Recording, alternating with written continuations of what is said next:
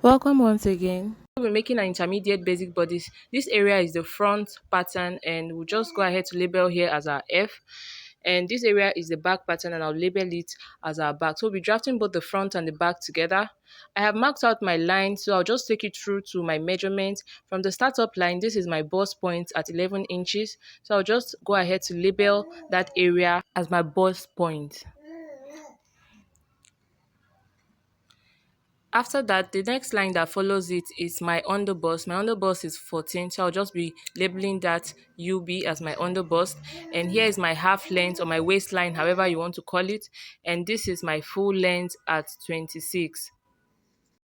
So working with my own body measurements, I have drafted out my line. So let's go ahead to label the back.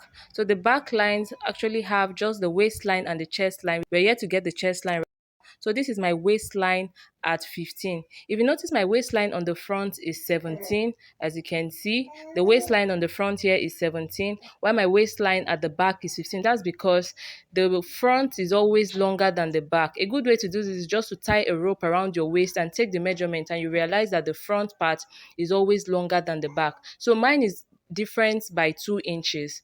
All right, so as well as the full length of my blouse, my full length of the blouse now is 24, as you can see. So at the front part, the full length is 26, and at the back, the full length is 24. So this is actually where my back pattern will be ending. So I'll be eliminating this place. Since we are done imputing our lines, let's just go ahead to work on this pattern. We're going to start first of all from the front pattern. So I'll just fold the back pattern in so that we can work with the front pattern first of all. So on the front pattern, this area is where my center line would be. So note that. The first thing we want to do is to locate our shoulder. So my shoulder is 16 and 16 divided by 2 is 8. So from the center front, I'll go ahead to impute my 8 inches. And then from the 8 inches, I'll just come down by 1 inches. We're actually trying to create our shoulder slant at this point. You know, our shoulder is not straight. So you're going to create a shoulder slant from this point with 1 inches. So I'll just come down by 1 inches. And then the next thing I'll do is to determine my neck width. So whatever neckline you want to use, however wide you want it to be, you just go ahead to impute it. So in my case, I'll be using 3.5, and on my 3.5 I'll mark it, and then I'll go ahead to just connect from my neck width to where my shoulder slant is. So the next thing I want to get now is my chest line. A good way to get your chest line is divide your bust measurement by 6 plus 1.5. So after dividing mine, I got 8. So from my shoulder slope, I'm just going to take my 8 inches and mark it like so.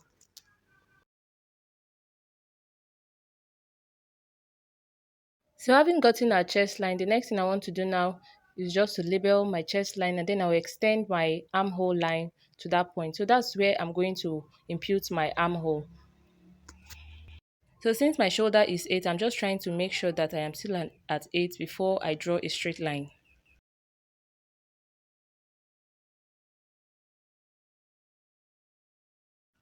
Having done that, we're just going to impute an armhole on this spot.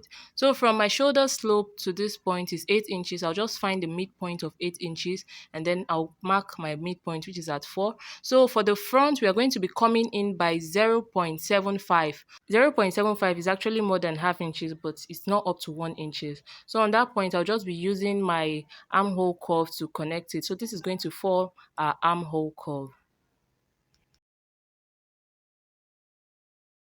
The next thing I want to get is my bust span. I want to impute my bust span. So my bust span is 8, 8 inches. 8 inches divided by 2 is 4. So I'll just go ahead to mark 4 all the way down.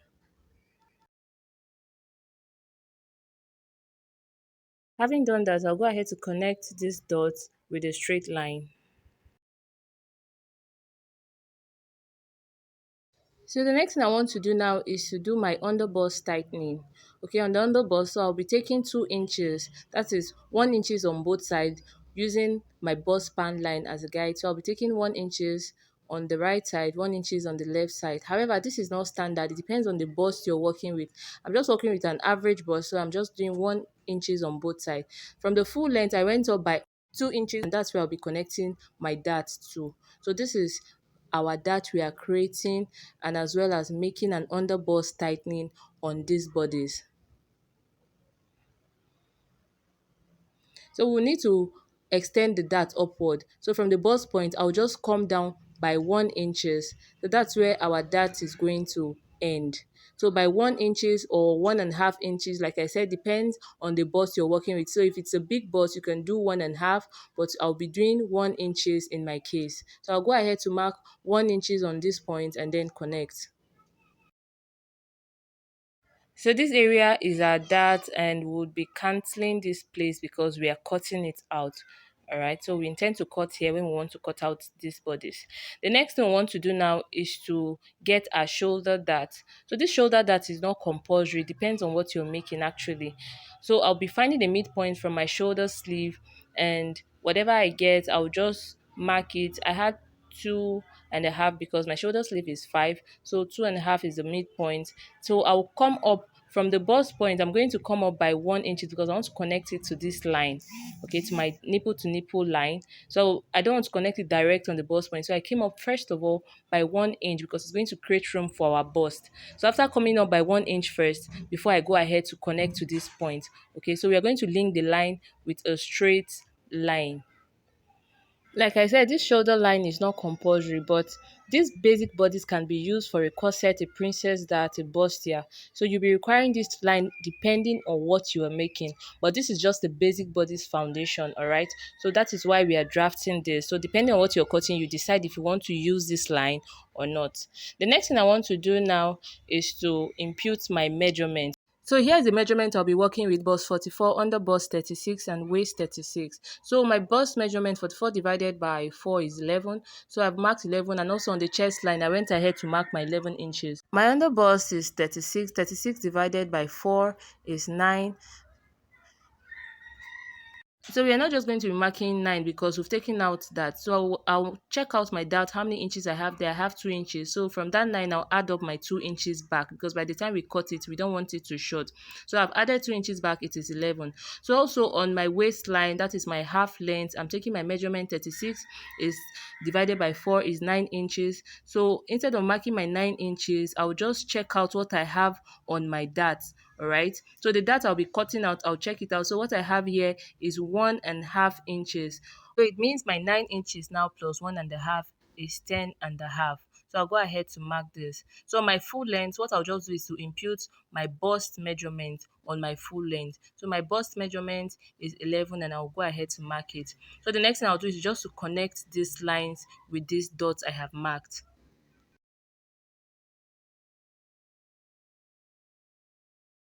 So this is basically what the front pattern of our basic bodice foundation looks like. So the next thing I'll just do is go ahead to contour all the sharp edges. So anywhere that you find sharp, go ahead to contour because you don't want to leave it sharp. So when I was done drafting this, I went ahead to impute my neckline. It was not stated here, but you're going to see it when I finish making the back bodice. So this bodice is going to have a bust dart, but before we impute our bust dart, let's just go ahead to draft our back bodice.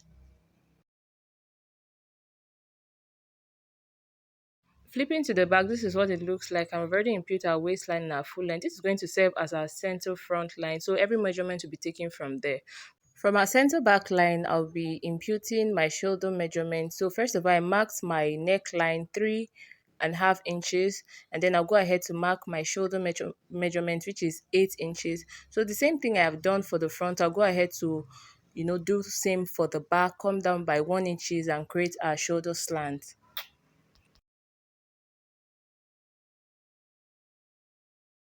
After doing that, remember we've already gotten our chest line at 8 inches. So I'll go ahead to mark 8 inches and draw out the line at that point.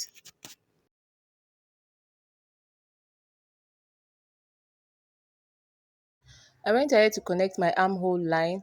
So as we did for the front bodies, from the armhole slant to the chest line, is 8 inches. So I'll find the midpoint of my armhole line, which is 4 inches. So for the back, I'm going in by half inches and not 0.75 as we did for the front. So the back, we are using half inches for the back because the back is more shallow than the front. So the front is actually to create room to accommodate the bust, while the back would cover up your back properly. So for the back, please go ahead to use half inches and not 0.5. So we want to impute our dart for our back bodice. My nipple to nipple measurement divided by 2 is 4. So I'll go ahead to impute 4 inches all the way down and rule with a straight line.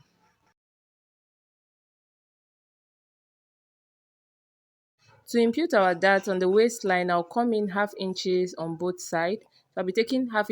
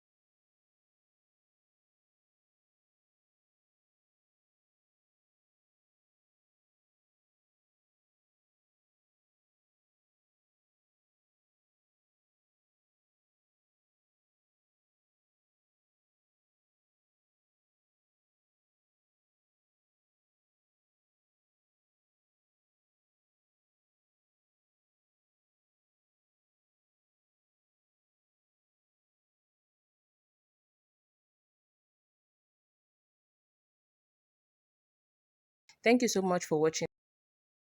And please subscribe.